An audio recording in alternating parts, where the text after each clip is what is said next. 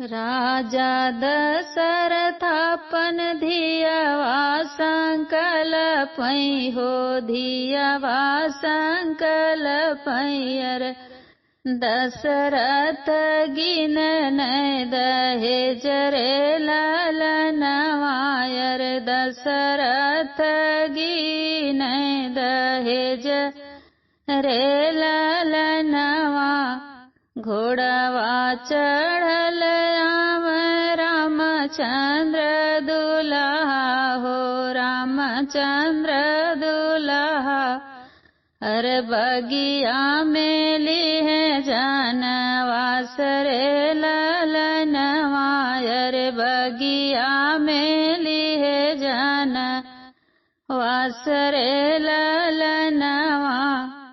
घोड़वा चढ़ल आम रामचंद्र दुल्हा हो रामचंद्र दुल्हायर बगिया में लिहे जानवास रे ललनवायर बगिया में लिहे जानवास रे ललनवा राजा दशरथ हथिया से आवैयर हथिया से आवै अरे चावर डोलल चारौ ओर रे ललनवायर चावर डोलल चारौ ओर रे ललनवा राजा दशरथ हथिया से आवै हो हथिया से उतरैयर चावर डोलव चारी ओर रे ललनवायर चावर डोलल चारौ ओर रे ललनवा सजी गए हथियार सजी गए घोड़वायर सजी गए घोड़वा अरे सजी गए सकल बरात रे ललनवायर सजी गईल सकल बरात रे ललनवा हाथीय सजी गई हो घोड़ा जे सजी गए अरे घोड़वा जे सजी गए अरे सजी गईल सकल बरात रे ललनवायर सजी गईल सकल बरात रे ललनवा दुल्हे के घोड़वा होय सकाई सजलई होय सकाई सजल अरे मोतियन झालर लाग रे ललनवायर मोतियन झालर लाग रे ललनवायर दुल्हे कई घोड़वा होय सकाई सजी गए होय सकाई सजी गयर मोतियन झालर लाग रे ललनवायर मोतियन झालर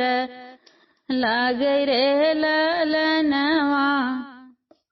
जाई बरतिया जनक द्वारे उतरई जनक द्वारे उतरई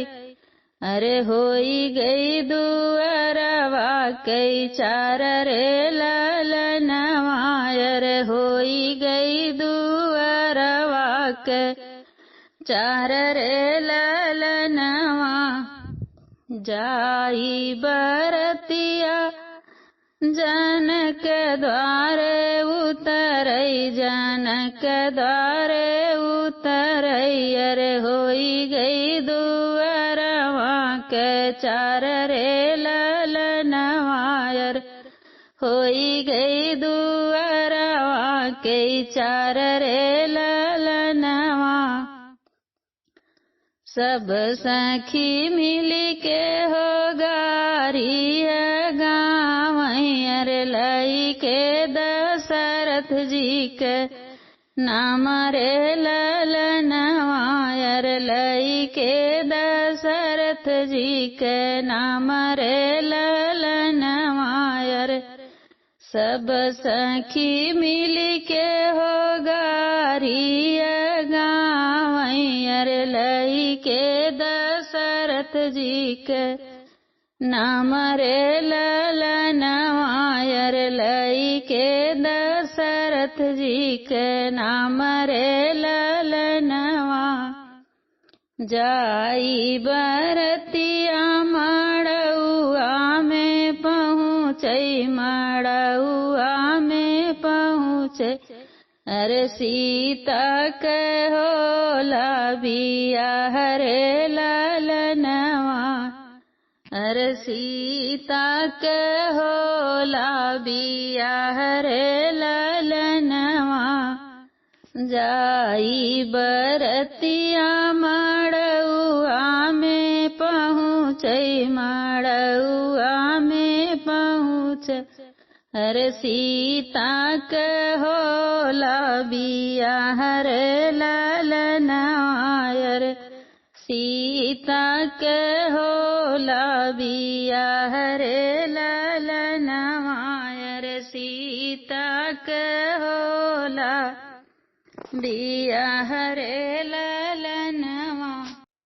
राजा दशरथापन धियावा संकल्पै हो धियावा संकल्पैयर दशरथ गिन दहेज रे ललनवायर दशरथ गिन दहेज